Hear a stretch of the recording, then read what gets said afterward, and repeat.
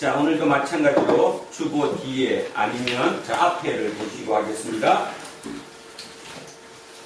도정환 시인의 담쟁이라는 시를 먼저 한번 보고 이어가겠습니다. 담쟁이.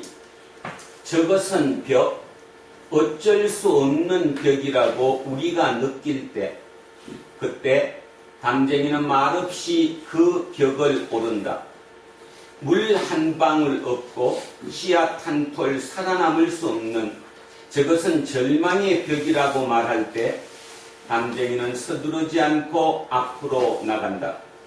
한 뼘이라도 꼭 여럿이 함께 손을 잡고 올라간다.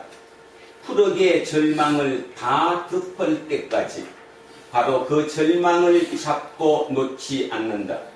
저것은 넘을 수 없는 벽이라고 고개를 떨구고 있을 때 담쟁이 잎 하나는 담쟁이 잎 수천 개를 이끌고 결국 그 벽을 넘는다. 도정환, 문재인 대통령 연설문을 쓰셨던 분이고요. 그를 해서 정치에 뛰어들어서 이번에 또 붙었습니다. 삼선 의원에 들어간 고등학교 국어선생님 출신입니다.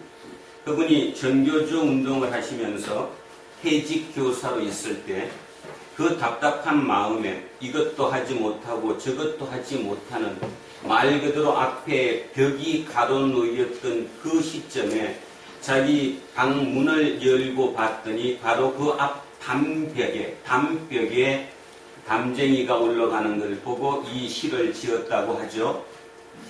굉장히 우리는 살아가면서 어떤 경우든 절망의 벽, 이 담벽이 아주 자주 나오기도 합니다. 담벽을 건널 수 있는 방법은 두 가지밖에 없습니다. 하나는 그 담을 힘으로 무너뜨리든가 아니면 그냥 말 그대로 이 상태로, 이 힘든 상태로 그 벽을 오르는 겁니다. 그 벽은 시멘트 콘크리트로 되어 있죠. 그 콘크리트 되어 있는 그곳에 뭐도 할 수 없어요. 물 한 방울 없어요. 씨앗 한 톨 살아남을 수 없어요. 왜냐하면 뿌리를 내릴 수가 없으니까. 그래서 그런데도 불구하고 그 제일 처음 선봉에 섰던 그 담쟁이 잎 하나가 여러 잎을 손에 손을 맞잡고 결국 그 밑에 힘에 의해서 그것을 넘는다는 거죠.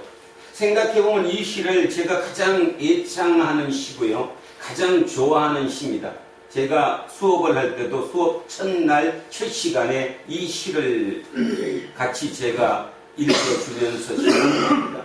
생각해보면 우리의 삶과 똑같다는 거죠. 우리는 살아가면서 날마다 어떤 벽에 부딪힙니다.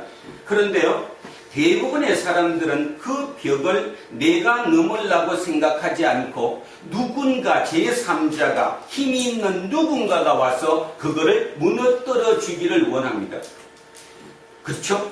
자, 2000년 전 이스라엘로 돌아가 보면 그들 앞에는 엄청난 벽이 있었습니다.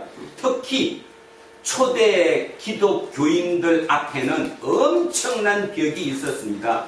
그 벽을 어떻게 넘을 것인가? 자, 답은 좀 전에 말씀드렸습니다. 두 가지 중에 하나입니다. 힘으로 그 벽을 무너뜨리는 겁니다. 아니면 이렇게 힘든 과정을 거쳐서 넘는 것입니다. 많은 이스라엘 사람들은 지금도 마찬가지고 무엇을 원하죠? 어떻게 넘기를 원합니까? 구원자가 또는 구세주가 또는 메시아가 와서 이거를 무너뜨려 주기를 원합니다. 이스라엘의 리더들은 이스라엘의 시대를 여는 리더들이 세 팀이 있었거든요. 첫째 팀이 누구였냐 하면 누구예요? 사두개인들. 두 번째 팀이 누구였어요? 바리새인입니다. 세 번째는 야 이것도 싫고 저것도 싫다. 이 세상은 하나님이 통치하는 세상이 아니라 악이 통치하는 것이다. 그러니까 우리끼리 따로 나가서 우리끼리 살자. 그게 누구예요? 에세네파입니다. 중요한 얘기를 합니다. 지금도 똑같습니다. 자, 다시 얘기하면 아니다. 천국이 어디 있냐? 신이 어디 있냐? 신은 우리를 창조하긴 했지만 이후에는 우리 능력이다. 이 땅을 뭐 하자? 무찔러서 뭐든지 벽이 생기면 무너뜨리고 거기를 진격해서 앞으로 가자. 거기가 누구예요? 사두개인. 그런데 이 사두개인들은 소수입니다. 소수. 정치적 엘리트이고 제사장 계급이고 소수였었죠. 그런데 반해서 그들이 예루살렘 성전을 장악하고 있었던 세력이었기 때문에 그 세력과 반대되는 세력이 바로 바리새인이었죠. 이 바리새인들은 회당 세력입니다. 회당을 통해 가지고 그 하나님께 제사를 지내는 것보다는 말씀을 공부시키고 같이 기도를 하고 같이 찬양을 부르고 이렇게 공동체를 이뤘던 회당 공동체를 이뤘던 그 멤버들, 그들이 바로 바리새인들입니다. 예수님은 세 부류 중에 어디에서 공부했을 것 같아요? 질문해요 지금. 예수님이 분명히 성경 공부를 하셨어요. 그죠? 그 어떤 사람들은 예수님은 신인데 왜 공부했냐? 그러니까 그냥 다 알았다. 아니에요. 예수님도 공부를 하셨어요. 그래서 성경 말씀을 알아들은 건데 어디에서 배웠을까? 회당? 예수님은 세례 요한하고 같이 SNF파 쿰난 공동체 출신이라고 보는 게 맞습니다. 그러니까 SNF파입니다. 그런데 중요한 사실은 SNF파였으면 자기들끼리 세상하고는 등지고 자기들끼리 공동체를 이뤄서 하나님을 섬겼던 거예요. 그런데 두 사람이 쉽게 얘기하면 세례 요한과 예수님이 거기서 뛰쳐나온 거잖아요. 자, 오늘 그게 키포인트입니다. 제가 오늘 이 젊은 친구들한테 가르쳐주고 싶은 게 그거예요. 요즘 젊은 친구들 SNF파입니다. 나 하나만 되면 되지. 구원을 받으면 나만 받으면 되는 거고, 조금 더 범위를 넓히면 뭐 우리 가족? 그죠? 가족까지? 뭐 그 정도까지면 되는 거지. 뭐 어떤 사람, 필요도 없다는 거지. 이렇게 극단적으로 소수로 자기 구원에만 집중하는 거죠. 자기 개인 구원에 집중하는 거예요. 그 파가 SNF파입니다. 예수님과 세례 요한은 거기에 반기를 들었다고 저는 생각을 합니다. 구원이라는 것은 개인 구원이 아니다. 누굴 받아야 된다? 사회가 전체 구원을 받아야 된다. 그 사회가 살만한 나라가 돼야 되지 않느냐? 그래서 그들이 들고 나온 메시지가 뭐예요? 하나님 나라. 사회 구원이라는 거예요. 개인 구원으로는 안 된다는 겁니다. 사회 구원. 근데 어느 날부턴가 여러분 마음속으로 손에 손을 얹으시고 한번 개인은 지금 여러분은 어떠신가 한번 생각해 보십시오. 진짜 사회 구원을 위해서 내가 예수를 믿습니까? 아니면 내 개인 구원을 위해서 믿습니까? 대한민국, 제가 속단하기는 어렵지만 많은 경우 개인 구원입니다. 우리의 신앙이 그렇게 변했습니다. 그러면 우리를 한번 돌아봅시다. 기독교가 이 땅에 처음 들어왔을 때 그 기독교를 가지고 들어왔던 그 선견자들이라고 하는 우리의 선조들이 개인 구원 때문에 기독교를 가지고 왔어요? 아니면 사회 구원 때문에 갖고 왔어요? 그렇죠. 그건 교과서에 배웠어요. 누구든지 그렇게 느껴요. 기독교가 대한민국에 들어온 것은 사회 구원을 위해서 이 나라를, 이 땅을 부강하고 이 땅을 보완하기 위해서 기독교가 들어왔던 거지 개인 구원을 위해서 기독교가 들어왔던 건 아니에요. 그런데 언제부터 바뀌었을까요, 그럼? 언제부터 나도 모르게 개인 구원 쪽으로 많이 바뀌어졌어요. 언제부터입니까? 바로 일제강점기입니다. 일제강점기의 일제는 자기들과 반목을 일으키는 외국인 선교사들을 쫓아냈어요. 선교사들을 쫓아냈다고. 왜 쫓아내야 돼요? 민중을 선동하니까. 그래서 이 민중을 선동하지 말라고 약속하고 남아있던 선교사들, 그 선교사들이 뭘로 바뀌었을까요? 개인 구원으로 방향을 전환시켰어요. 사회 구원이 아니라, 사회 구원이 되면 어디랑 일본 세력이랑 이렇게 붙게 되니까 결국 대한민국 기독교가 흐름이 안에 내부적으로 들어온 게 알게 모르게 개인 구원에 치중하면서 여기까지 왔다는 것입니다. 그래서 저를 비롯한 여기 있는 여러분 모두가 다 알게 모르게 그것이 신앙인 것처럼, 그것만이 신앙인 것처럼 그렇게 우리는 예수를 믿어왔는지도 모르지요. 그런데 가만히 생각해 보십시오. 이번에 코로나 사태를 보면서 뭐 느낌이 없습니까? 개인이 아무리 혼자 구원받고 개인이 아무리 뛰어나다고 해도 결국 되지 않는다는 거 느낌이 없으셔요? 내가 방역을 잘하고 내가 마스크를 아무리 잘 써도 그저 알 수 없는 그 힘, 그 세력에 의해 퍼질 수 있다라는 거거든요. 결국 사회라는 것은 개인만을 위한 삶은 아니라는 겁니다. 결국 다시 우리는 오늘 이 시점에, 오늘 이 설교에 예수님께서 진짜 제 입술을 통해서 여러분에게 선포하신다면 예수님은 이렇게 선포하는 겁니다. 다시 돌아와라. 사회를 생각해라. 주변을 생각해라. 같이 살 곳을 생각해라. 그 같이 살 곳이 바로 이거라는 거예요. 예수님은 지금 우리에게 뭐라고 얘기하느냐 하면 내가 이 벽을 헐어줄 수도 있는데 나는 걸지 않겠어. 너가 해. 그러면 뭐예요? 우리들은 힘이 없어요. 힘이 없는 그들에게 벽을 타고 이걸 넘으라는 거예요.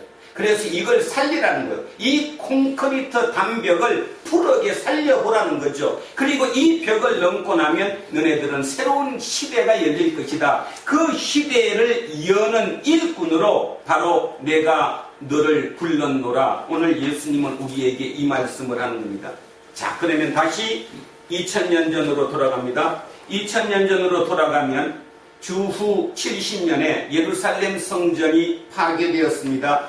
뭔 말이냐 하면 완전히 이스라엘이 로마에게 진압당해서 로마의 식민 지배하로 들어갔습니다. 나라가 없어졌습니다. 자, 그러면 예루살렘 성전이 폭파되고 없어지면서 자, 아까 세 세력 중에 어느 세력이 없어졌어요? 누구예요? 사두개파. 사두개파가 사라졌습니다. 자, 또 한 세력이 없어졌는데 자, 2개 남았잖아. 사도계파는 성전이 없어졌으니까 이제 사라졌어요. 그 2 세력 남았어요. 또 한 세력이 사라졌는데 끝까지 개겼거든요. 죽기 살기로. 그래서 최후의 결전을 이뤄서 모두 죽었어요. 누구예요? 에세네파. 그러면 자, 여러분 누가 남았습니까? 바리새인. 바리새인은 세력이 셌어요. 회당 세력이었기 때문에 회당이 온 동네별로 다 있었기 때문에 그 세력은 죽지를 못했죠. 그러면 또 하나 질문합니다. 이스라엘이 멸망했다고 해서 사람도 없어졌어요? 있어요. 사람은 그대로 있어요. 이스라엘은 국가가 없어지고 로마의 통치로 변했을 뿐이지 그 사람들은 그 자리에 그대로 살아요. 그렇다면 그들은 더더욱 어느 쪽으로 집중했을까요? 회당으로 집중했죠. 회당으로 집중할 수밖에 없었잖아요. 살 수 있으려면. 자, 그래서 회당으로 더 집중적으로 했는데 문제는 이 회당 세력인 누구가? 바리새인들이 이제 누구를 공격하기 시작해요? 기독교인들을. 예수쟁이들을 공격하기 시작하는 거예요. 왜 해야 되죠? 처음에는 비슷한 우리 쪽이라고 생각했는데 가만히 보면 볼수록 우리 쪽이 아니에요. 이게 뭔가 틀리는 거죠. 그래서 그들을 배척하기 시작했습니다. 여러분이 시골 동네를 한번 생각해 보세요. 내가 맨날 안식일이 되면 그래도 회당에 가서 거기서 관혼상제가 다 일어나는 거죠. 모든 사람이 거기서 관혼상제의 모든 의례를 하고 모든 사람이 그 공동체를 기준으로 해서 집중해서 살고 있었는데 거기 있는 그 바리새인들이 예수쟁이들을 말 그대로 기독교인들을 추방하기 시작합니다. 쫓아내기 시작하는 거예요. 그러면 뭐를 잃어요? 삶의 기준을 잃어버려요. 터전이 없어지니까. 그러면 여러분 시골 동네에서 쫓겨난다고 생각해 보세요. 그 마음이 어떨까? 이런 위기 앞에 닥친 거예요. 어쩌면 인생의 중에 가장 큰 벽 앞에 닥쳐 있는 거예요, 지금. 누구가? 초대 기독교인들이. 자, 겁이 나죠, 그죠? 어떻게 해야 되냐? 그러면 답은 딱 두 개 아니에요?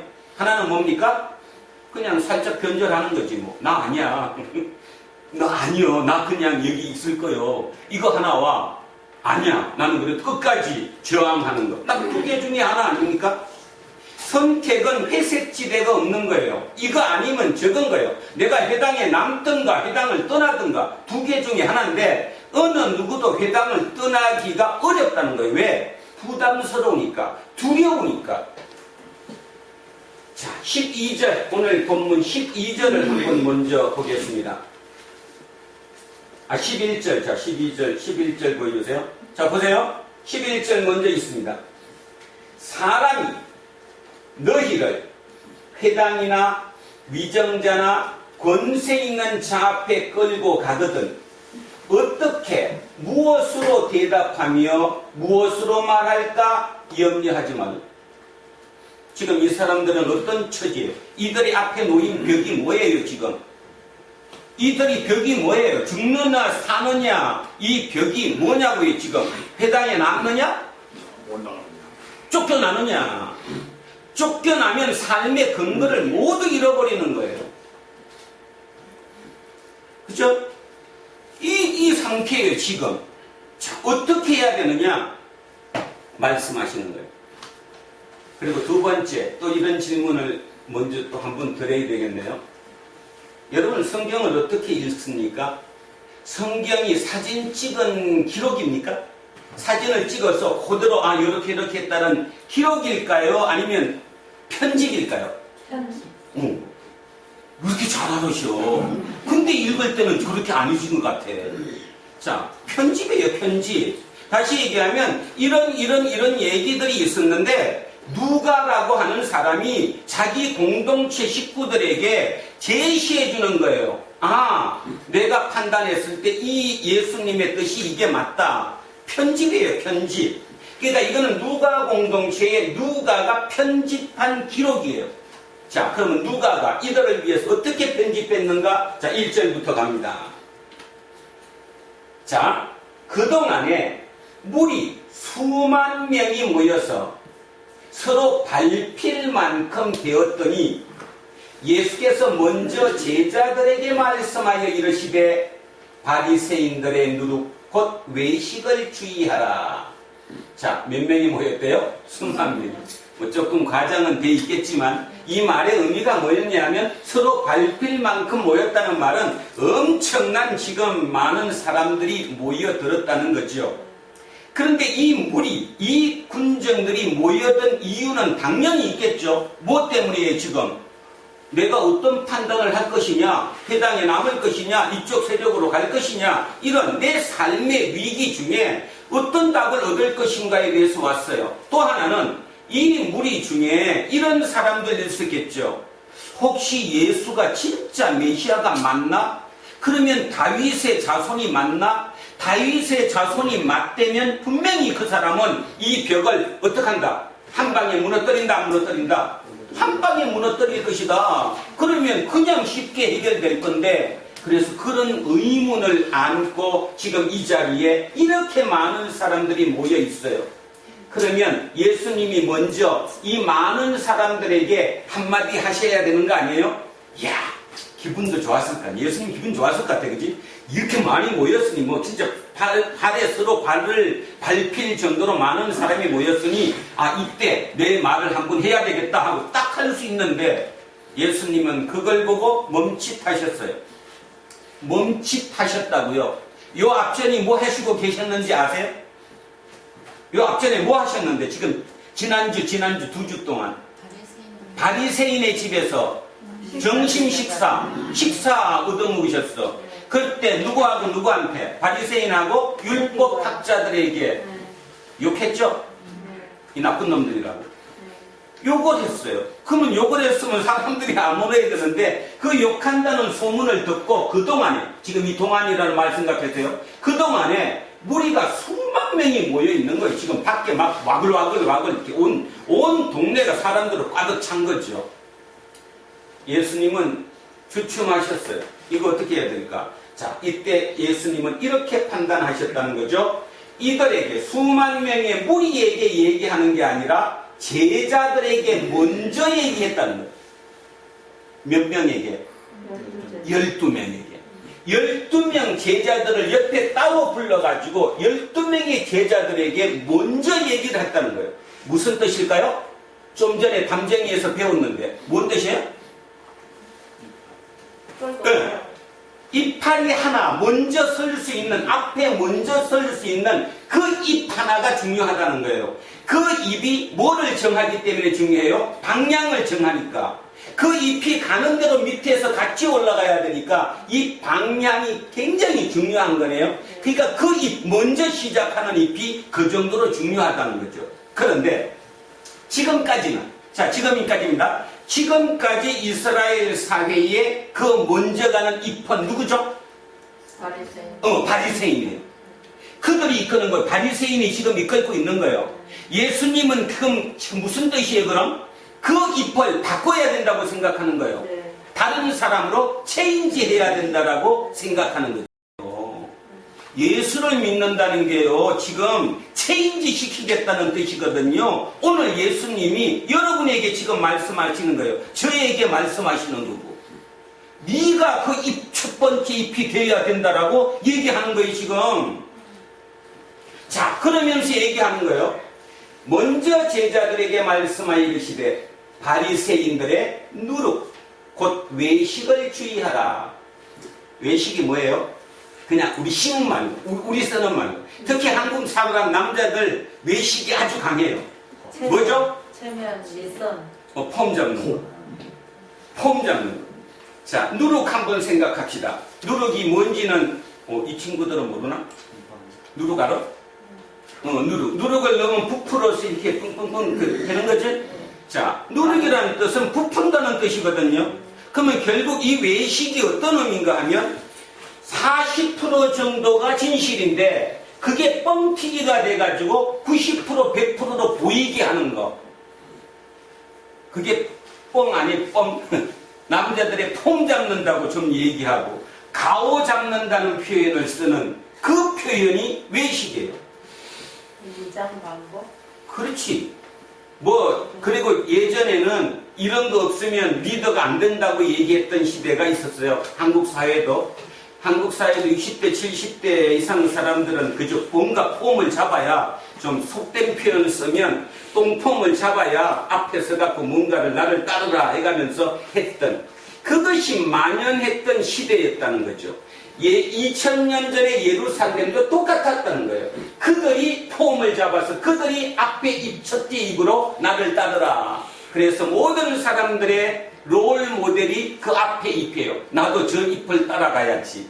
그래서 모든 사람들의 롤 모델이 누구예요? 바리새인이에요. 왜? 겉으로는 멋있잖아요. 겉으로는 지킬 것 다 지키잖아요. 겉으로는 예의가 바르잖아요. 겉으로는 다 옳잖아요. 그리고 집안 다 잘 되고 있거든요. 그러니 밑에 사람들은 당연히 롤 모델이지. 내가 저걸 따라가야 되는데 내가 지금 저걸 못 따라가는 거예요. 능력이 부족하고 내 스펙이 부족해서 저길 지금 못 따라가고 있는 거예요. 그러니까 그들이 나를 공격해도 한마디도 못하고 있는 거예요. 지금 대한민국처럼. 너 서울대 안 나왔잖아. 그치? 너 유학도 안 갔다 왔잖아. 근데 어떻게 감히 너 같은 애가 이 회사 들어올 생각을 해? 꿈꾸지 마. 20대 애들한테 얘기하는 거예요, 지금. 그리고 걔들 20대들 집소리도 못해요. 실제가 그러니까. 그리고 지네끼리 딴짓하고 놀아가지, 클럽 가서요. 울분을 풀기 위해. 그리고 그 하루를 보내고 또 그 이튿날 또 똑같은 꼴로 살아. 책 안 읽어. 생각을 바꾸려고 생각 안 해. 교회 왜 오느냐? 목사님이 멋있는 얘기 해줘갖고 막 갑자기 막 여기 막 부풀어 올라갖고 뭐가 되는 것처럼. 그러면 은혜 받았대. 가면서 인사하고 가요, 목사님. 오늘 은혜 많이 받았다고. 나처럼 욕하고 가면 고개 탁 돌리고 그냥 가잖아, 그지? 외식. 굉장히 중요한 거죠. 예수님은 지금 정확하게 찝은 거예요. 니들이 이 사람들, 이 바리새인의 잎을 따라가면 너네들은 곧 죽음이다라고 얘기하는 거죠. 그러면서 자기 제자 12명, 이 어부 출신들, 진짜 어찌 보면 모지라는 사람들이나 마찬가지인 어느 누구도 사람들이 인정해주지 않는 어부들, 이들에게 얘기하는 거예요. 너네들이 이들을 대체해야 된다. 제가 이 친구들한테 공부시키면서 얘기해요. 너네들이 새로운 리더의 리더가 돼야 된다. 몇 명이나 그거를 진짜 나는 그렇게 할 수 있다고 생각할지 저는 몰라요. 하나님만 아시겠지. 하다 보면 어느 날 성령님께서 쟤네 속에서 딱 들어가서 뭔가 꿈틀거리는 힘이 생기겠지. 이유는 쟤들이 아니면 세 판이 안 되니까. 왜냐하면 앞에는 이미 이 누룩에 물들어 있기 때문에, 외식에 물들어 있기 때문에. 자, 마태복음 6장 보면 외식에 대해서 세 가지가 나오죠. 그냥 말로 하겠습니다. 빨리 하기 위해. 자, 첫째, 기도에 대한 거, 구제에 대한 거, 금식에 대한 게 나오잖아요. 자, 구제를 어떻게 하래요? 이쪽에 줬으면 이쪽이 모르게 하는 게 구제인데, 바리새인은 어땠어요? 이만큼 주면서도 이만큼 준 것처럼 폼 잡고 줬다는 거예요. 그거 얘기했죠. 두 번째, 기도 어떻습니까? 길거리. 밑에 사람들은 그냥 못해갖고 뭐 이렇게 기도하는데 길거리 모퉁이에 딱서 폼 잡고 이렇게 하늘에 손을 뻗치고 기도를 했어요. 그러면 지나가는 사람이 다 보는 거예요. 기도 저렇게 하는 것보다. 근데 자기는 저렇게 할 자신이 없는 거죠. 왜? 말 들리는 얘기를 자기 얘기를 할 수가 없잖아. 내 꼴이 어떤데. 근데 예수님은 어떻게 기도하셨어요? 여러분, 이게 진짜 원래 기도 방법입니다. 그 당시 기도는 이렇게 했어요. 손을 위로 뻗치고 이렇게 써가지고. 예수님이 어떻게 하셨죠? 무릎을 꿇고 이렇게 꿇어 앉았어. 그래서 그들 눈에는 그 기도가 이상하게 보는 거예요. 어떻게 이렇게 기도를 하냐고. 하늘을 위로 향해서 이렇게 가야지. 밑을 향해서. 그래서 굉장히 그들이 봤을 때는 예수님의 기도가 참 이상했던 거죠. 자, 어쨌든 기도에 대한 얘기를 했고요. 세 번째, 금식에 대한 얘기를 했습니다. 금식을 하면 티내지 말고 하라고 했거든요. 금식을 하는 것처럼 남이 모르게 진짜 은밀하게 금식 기도를 해야 되는데 폼 다 내는 거지. 여기는 산적처럼 이만큼 막 수염이 길고 얼굴도 닦지 않은 거 막 표시가 다 나는 것처럼 내가 지금 며칠을 금식 기도하고 있는 것처럼 하고 있는 그 자체를 주님은 외식이라고 얘기를 했습니다. 바로 누룩이에요. 누룩이라는 거 다시 얘기하면 자기가 가진 능력, 가지고 있는 실력, 또 자기가 한 행동이 40이라면 그 40을 90, 100으로 보이게 만드는 것. 그것을 누룩이라고 얘기하고 그 누룩이 곧 외식이라는 거예요. 폼 잡는다는 거예요. 이 중에도 많습니다. 저 속에도 있습니다. 알게 모르게 이왕이면 왜 내가 쟤보다 못해야 돼? 왜 내가 쟤보다 못할 이유가 아무것도 없는데? 초등학교 다닐 때 내가 공부도 더 잘했는데 예를 든다면 뭐 그런 식으로 끊임없이 어느 누군가 사람에 대해서 그보다는 내가 더 돋보이고 싶은 그 자체를 누룩, 외식이라고 그러는 거예요. 그러니까 예수님은 말씀하시는 겁니다. 이 사람들을 다시 앞에 앞세우면 이들을 쫓아가면 이 사회는 끝난다. 그렇겠죠. 그렇습니다. 대한민국은 그래서 이미 꼭지까지 왔습니다. 조국 사태부터 시작해서 뭐 어저께 나오는 윤미향 사태까지 모든 핵심 내용은 이거입니다. 자기들만 모르는 거예요. 자기들만 옳게 사는 거예요. 여기에 물들어서. 그래서 모르는 거예요. 우리가 가만히 보면 우리는 아는데 정작 본인들은 모르는 거예요. 거기에 접혀 사니까. 유럽인이나 미국의 트럼프가 마스크를 쓰면 병자가 쓰는 거, 그지? 병이 있는 사람이 마스크를 쓰는 거기 때문에 자기는 안 쓴다고 하는 어떤 그 똥고집을 가지고 있는 거 똑같은 거예요. 인간은 누구나 그걸 갖게 돼 있는 거거든요. 예수님은 지금 얘기하는 거예요. 심각하게 얘기하는 거예요. 12명의 제자들에게 너네들이 이 사람들을 대체해야 된다. 왜냐하면 이들은 누룩이다. 누룩이기 때문에 이들을 계속 쫓아 올라가면 이 끝은 죽음밖에 없다. 그죠? 자, 감추인 것이 드러나지 않을 것이 없고 숨긴 것이 알려지지 않을 것이 없다. 이러므로 너희가 어두운 데서 말한 모든 것이 광명한 데서 들리고 너희가 골방에서 귀에 대고 소곤소곤 말한 것이 지붕 위에서 스피커로 들리는 것처럼 결국 모두에게 들려질 거다. 그래서 지금 우리나라는 요 단계죠. 요 단계. 우리나라의 리더라고 생각했던 지난 3, 40년 동안 진짜 시골 부모들 그 힘든 가운데서 진짜 상아탑으로 시골의 우골탑으로 소 팔고 돼지 팔아서 그 공부를 해가지고 자기 인생이 바뀌었던 그 사람들의 나이가 지금 50대 후반 60대에 접어들면서 그들의 이 부분이 지금 밖으로 드러나고 있는 게 지금 대한민국입니다. 교인도 저는 똑같다고 생각합니다. 교인도 3, 40년 교회를 다녀서 복받았던 그들의 이 복의 내용이 그 썩은 냄새가 밖으로 지금 드러나고 있는 중이라는 거예요. 자, 4절 가겠습니다. 예수님은 얘기합니다.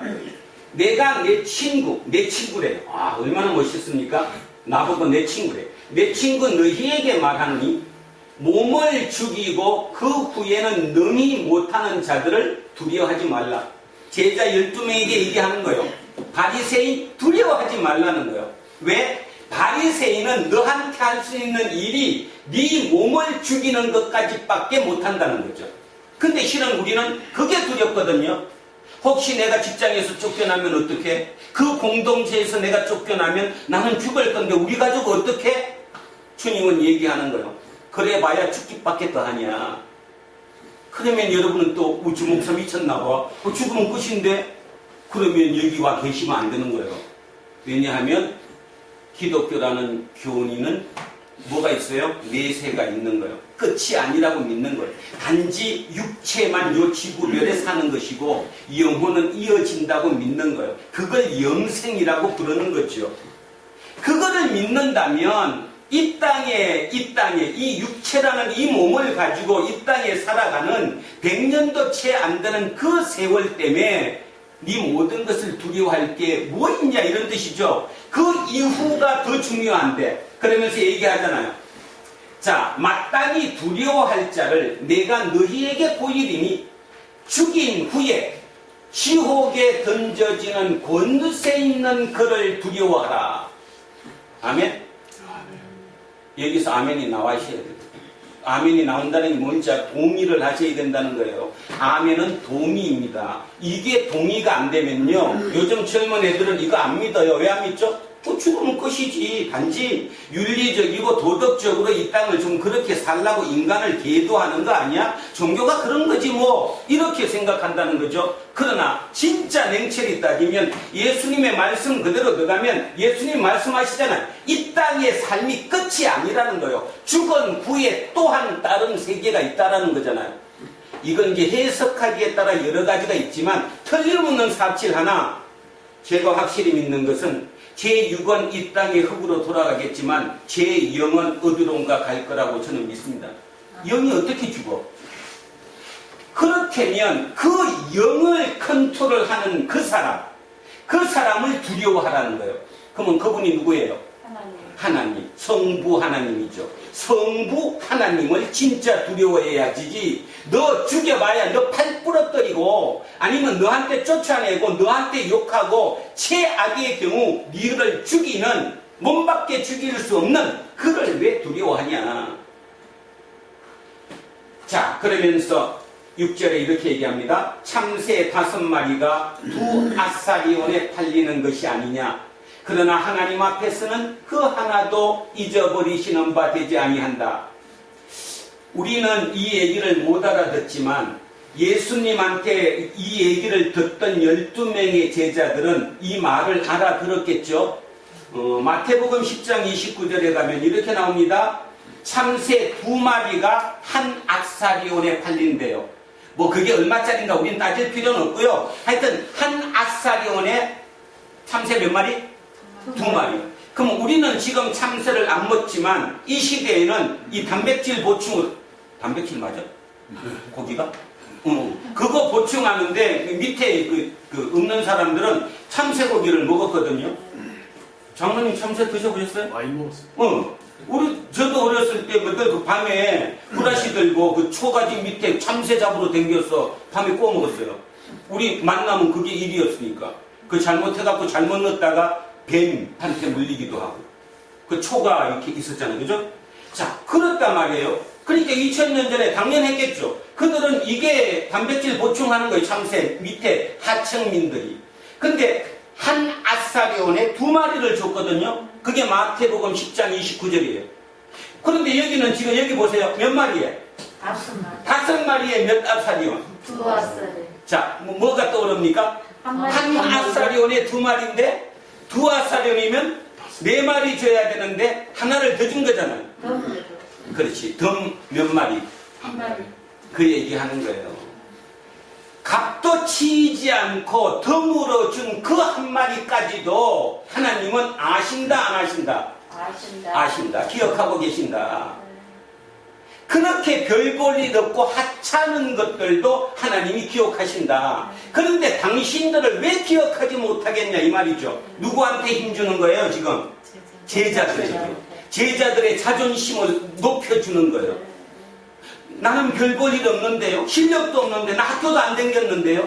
나 무식한데요. 나 어부였는데요. 내가 어떻게 그 입 하나가 될 수 있어요? 이렇게 얘기하는 그 12명의 제자들에게 예수님이 말씀하시는 거예요. 덤으로 달리는 한 마리의 참새도 기억하시는 하나님이다. 근데 그 하나님이 왜 너를 모르냐? 아멘? 아멘. 진짜 아멘 하시면 오늘 치유 일어납니다. 뭐 치유가 딴 거예요? 내가 마음이 변하면 치유가 일어나는 거예요. 얼굴 색이 변하는 거예요. 그거에 묶여 있으면 우울증 걸리고 병자 되는 거예요. 그 병이 딴 거예요 지금? 그거잖아요. 자, 이 얘기 6. 그러니까 우리는 이제 알아들을 수 있어요. 그때로 돌아가면 5마리가 2아사리온. 그러면 한 아사리온에 2마리인데 2아사리온은 4마리인데 한 마리를 덤으로 줬구나. 그렇게 덤으로 주는 하찮은 참새 한 마리까지도 하나님은 기억하고 계시는데 왜 당신들을 잊겠느냐. 자, 7절 가겠습니다. 너희에게는 심지어 머리털까지도 다 세신 바 되었나니. 이 머리털까지 세고 몇 개인지 모르죠 대충? 이 우리 황인종들은 이거 검은 머리 좀 이렇게 좀 뻗칠뻗칠한 이런 사람들은 우리가 그 외국인보다 미국인보다 이게 좀 거칠어요. 뭐가 좀 두껍다고 5만 개랍니다. 5만 개에서 5만 5천 개 사이. 심심하시면 오늘 같은 데 세보세요. 근데 미국인들은 이렇게 좀 부드럽고 막 살살 넘어 이렇게 사는 사람들은 7만 개까지 된다네요. 그러니까 머리털. 그 머리털을 나도 내 거를 못 세는데, 그러니까 표현이죠, 지금. 하나님은 그 정도까지도 나를 알고 계신다라는 거죠. 그러니까 두려워하지 말라. 너희는 많은 참새보다 더 귀하다. 내가 또한 너희에게 말하노니 누구든지 사람 앞에서 나를 시인하면 잠깐 그러면 요 7절까지는 누구를 두려워하라고 얘기하는 거예요 지금. 사람을 두려워하라는 거예요. 성부 하나님을 두려워하라는 거예요. 성부 하나님을. 성부 하나님을 두려워하면 사람은 두려움이 대상이 아니라는 거예요 지금. 사람은 나한테 최악으로 가해봐야 이 몸밖에 죽일 수 없다는 거예요. 근데 하나님은 이 죽음 이후의 모든 것까지도 나를 관여하시는 분이니까 그분을 내가 두려워해야 된다라고 얘기하죠. 자, 두 번째는 이제 성자 하나님입니다. 성자 하나님 예수님이에요. 자, 내가 또한 너희에게 말하노니 누구든지 사람 앞에서 나를 예수님을 시인하면 인자도 인자 한문으로 인자 한글로 풀어보세요. 뭡니까? 사람의 아들. 사람의 아들이에요. 사람의 아들인 나도 하나님의 사자들 앞에서 그를 시인할 것이요. 사람 앞에서 나를 부인하는 자는 하나님의 사자들 앞에서, 하나님의 사자, 천사들이거든요. 그러면 하나님의 사자, 하나님의 밑에 일하는 사람을 천사들이라고 그러는데 천사들 앞은 곧 누구 앞이나 마찬가지예요? 성부 하나님 앞이나 마찬가지예요. 그 하나님 앞에 마지막 심판받을 때 나는 너 모른다고 할 거다. 너 모른다고 할 거다. 이 만화책으로 들리면 안 돼요 이게. 만화책에서 얘기하는 거로 들린다니까 지금. 진짜 그렇다는 것. 그래서 성자 하나님을 나를 부인하면 나도 똑같이 나중에 진짜 마지막 심판 때 하나님 앞에서 나 너 모른다고 할 거다 이 얘기하는 거예요. 세 번째, 자, 누구든지 말로 인자를 거역하면 사하심을 받으려니와, 인자가 누구예요? 지금 금방 했잖아요.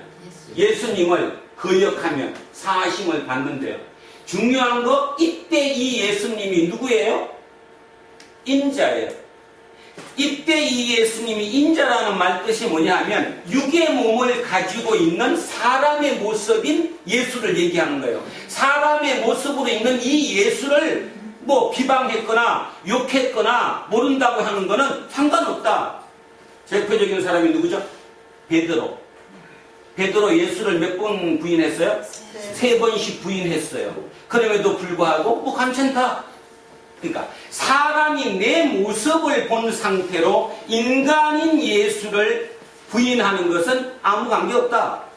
문제는 그 다음에 성령을 모독하는 자는 사하심을 받지 못한다. 이 뭔 뜻일까요? 그럼 대비되는데, 인자인 때 예수를 거역하는 것은 사하심을 받지만 성령이 이 인자에게 임해서, 성령이 예수님에게 임해서 무엇인가를 행하는 그 상태, 대표적으로 이거 시작될 때 11장이 시작될 때가 뭐였냐 하면 예수님이 그 말 못하는 벙어리 들린 귀신을 쫓아낸 거잖아요. 그 귀신을 쫓아낸 거 보고 바리새인들이 뭐라고 얘기했냐면 바알세불의 제자다, 바알세불이라고 얘기했어요. 그거는 뭐를 모독했다는 거예요? 그렇죠. 그게 성령 모독인 거예요. 하나님의 능력으로, 성부 하나님의 능력이 성령의 모습으로 내게 임해가지고 그 일을 일으켰는데, 그러면 모든 사람이 봐도 저거는 사람이 한 일인데 그 자체를 뭐 했다는 겁니까? 부인하고 모독했다는 거죠. 그걸 성령 모독이라고 얘기하는 거예요. 성령을 모독하는 자는 사하심을 받지 못한다. 자, 그래서 결국 지금 셋 나왔습니다. 성부 하나님을 두려워해라. 두 번째는 성자 예수님을 두려워해라. 세 번째는 성령 하나님을 두려워해라. 진짜 두려워할 것은 바리새인, 우리 회사 사장이 아니고 내 옆에서 나를 공격하는 그 사람, 폼 잡는 그가 아니고 실제로는 하나님이란 삼위일체 하나님, 이 분을 두려워해야 된다. 그러면서 마지막 두 절에 마지막 이제 딱 못을 박습니다. 사람이 너희를 회당이나, 자, 회당, 여기에 대표들은 바리새인들이에요. 회당에서 너를 부르거나 위정자나 권세 있는 자 앞에 끌고 가거든 어떻게 무엇으로 대답하며 무엇으로 말할까 염려하지 마라. 너 만약에 오늘 밤에 회당에서 너를 불러가지고 회당에서 추방한다고 얘기할지 모르니까 그거 미리 걱정하면서 속으로 어떻게 해야 되지? 부인해야 될까? 나 예수쟁이 안 믿어. 나 예수 안 믿을 거야. 해야 돼? 그게 옳은 거 아니야? 나도 내 새끼가 있는데 이 자식들 살리려면 그래도 이 공동체 내에 내가 붙어 앉아야 살지. 이것 떠나면 나는 죽음일 건데. 그러면서도 또 한편으로 생각하면 아니야, 진짜 하나님이면 저 영원한 영생까지 책임지시는 그분인데 내가 그분을 따르는 게 옳은 거 아니야? 이렇게 밤새 그냥 갈팡질팡하는 그들에게 답을 정해주잖아요. 뭐하래요? 마땅히 할 말을 성령이 곧 그때에, 네가 만약에 여기 잡혀갔다면 그때에 너희에게 가르치시리라. 걱정하지 마라. 지금 고민하지 말고 그때에 가서 진짜 성령님이 너한테 어떻게 하라고 가르쳐 줄 거다. 그죠? 그때 성령의 말을 듣는 것은 성령을 모독하는 것이 아니고 그때 이때 성령께서는 그냥 당해봐. 네가 어디로 타고 가? 벽을 타고 그 콘크리트 벽을 타고 올라가는 거야. 그게 너의 임무야. 내가 너한테 맡긴 일이야. 그러니까 그 길로 가 하는데도 나 못 가요. 나는 절대로 그 길을 못 가요. 우리 애 체력도 약해요. 그지? 어떻게 그 길 가요? 우리 마누라는 특히나 아이같이 돼갖고 절대로 같이 못 갈 거예요.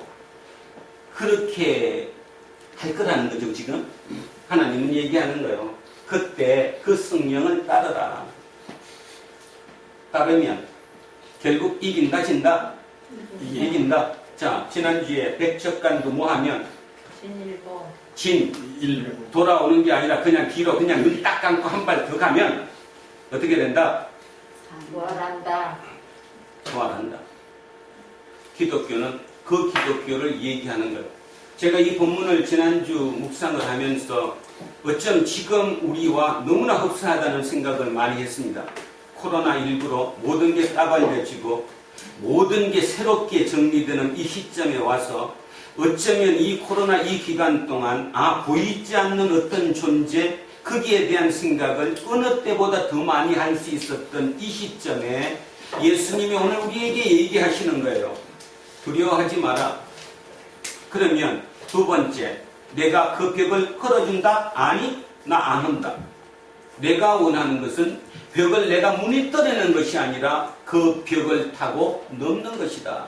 그 벽은 절대로 혼자서 타고 넘지 않는다. 방향을 옳게 잡는 그 한 사람이 먼저 앞서면 나머지 손에 손을 잡고 손에 손을 수천히 잡고 그 힘에 의해서 결국 그 위를 넘어가게 된다. 그것을 우리는 새로운 시대라고 얘기한다. 새로운 시대는 그겁니다.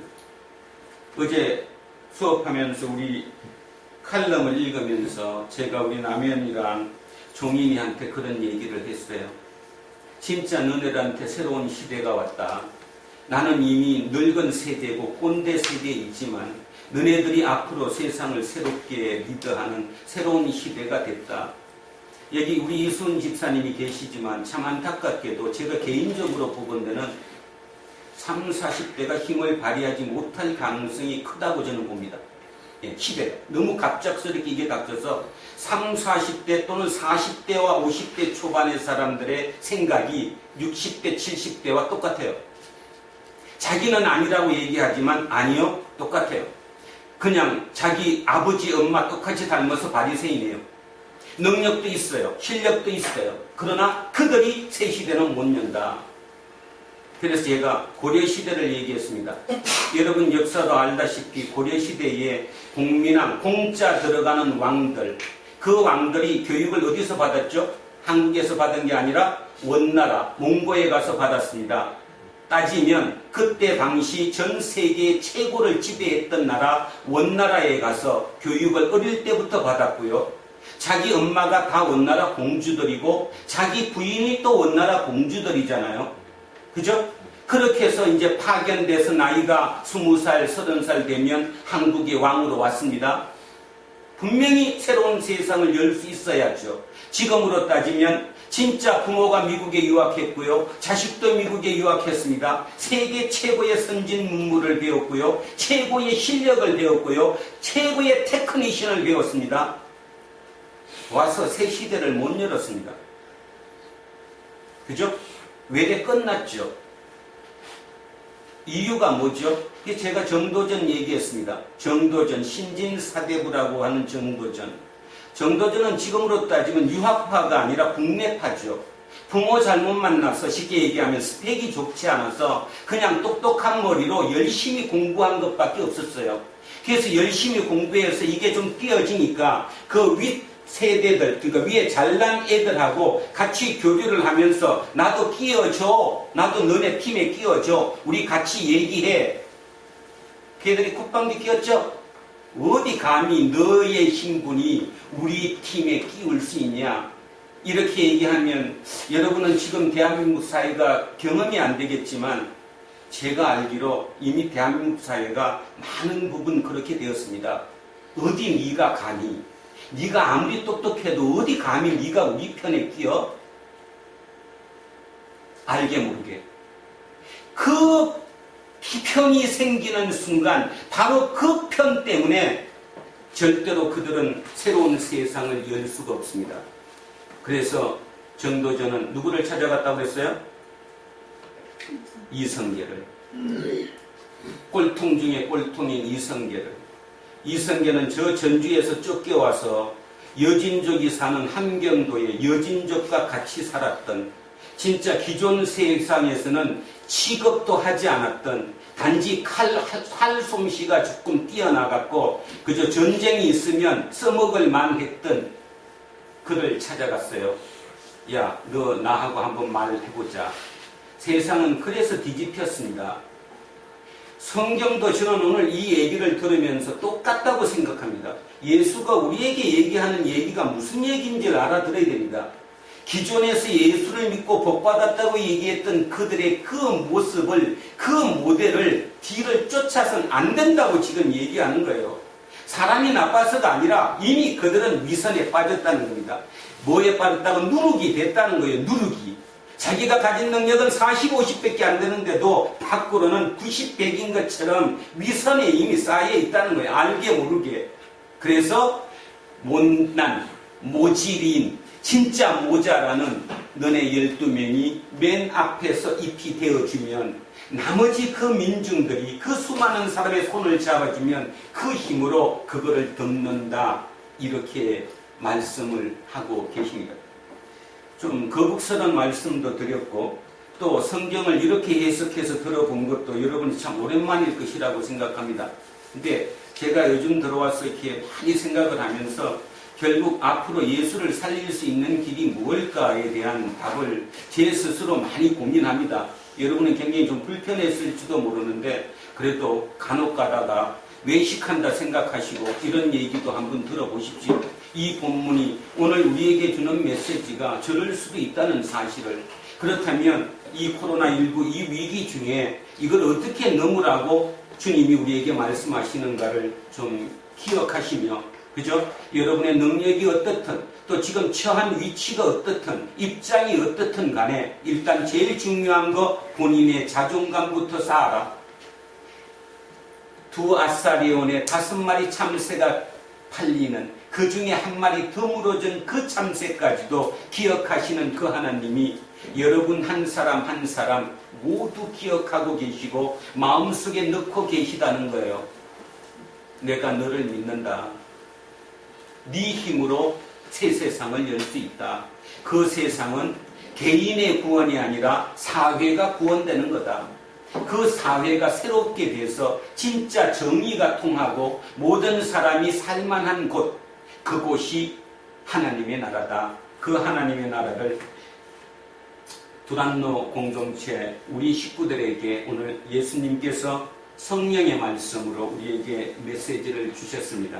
기억하시며 다음 한 주간 이후의 모든 삶마다 자기의 삶을 조금씩은 바꾸어 주시기를, 그리고 오늘 우리 이양승 집사님이 기도하셨던 것처럼 오늘 이 메시지를 통해 주님께서 우리에게 주는 그 메시지 하나라도 붙잡고 갈 수 있기를, 그래서 다음 한 주에는 진짜 이만큼이라도 지난주하고는 변화된 우리 모두가 될 수 있기를 진정으로 소망합니다.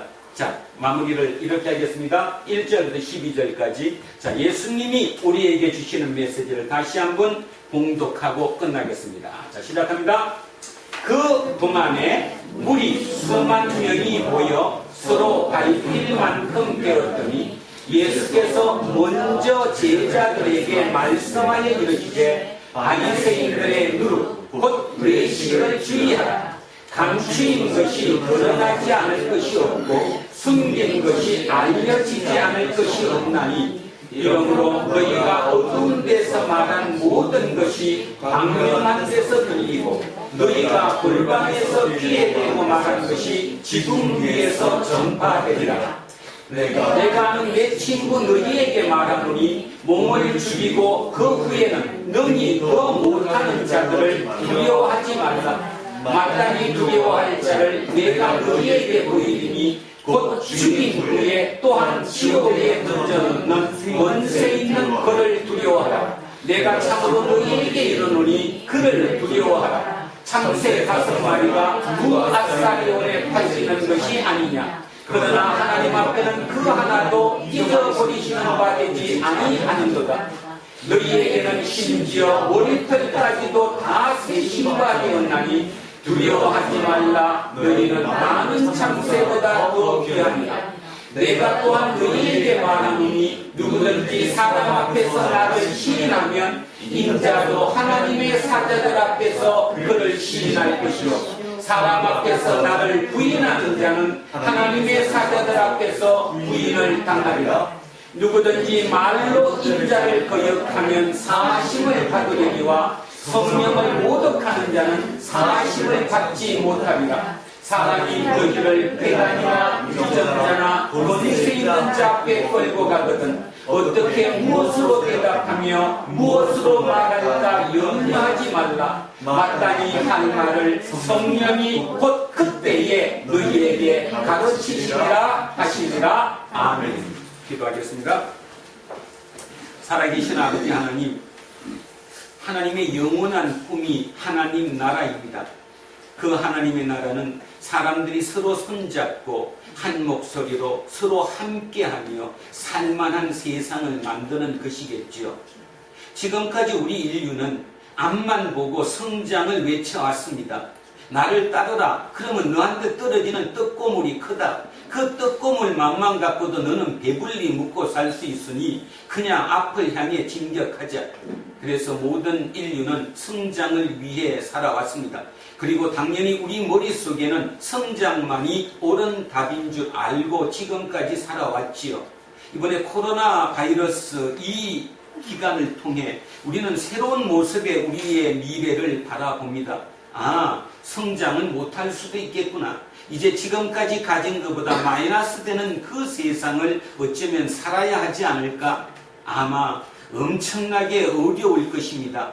그 일을 감당할 수 있는 사람은 아무리 생각해도 결국 믿는 우리들밖에 없겠지요. 왜냐하면 우리는 이 땅의 삶보다 저 땅의 삶을 소망하고 저 땅의 삶에서 하나님 우편에서 함께 살 수 있는 사람이라고 믿기 때문입니다.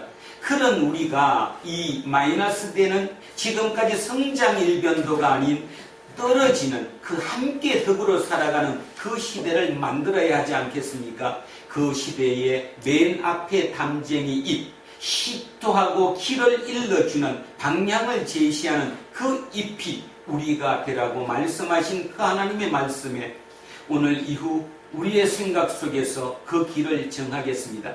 그런데 하나님, 연약합니다. 우리는. 그러니 예수님께서 12명의 제자들을 통해서 그들을 훈련시키고 결국 그들을 그 길로 이끄셨듯이 우리 공동체 모든 식구들 한 사람 한 사람에게 성령님 함께 하시고 역사하셔서 결국 시간이 흐르고 났더니 우리가 그 위치에 있게 됨을 우리 스스로 깨달아 알게 하옵소서. 감사드리며 거룩하신 우리 주 예수 그리스도 이름으로 기도합니다. 아멘. 자, 620장 찬양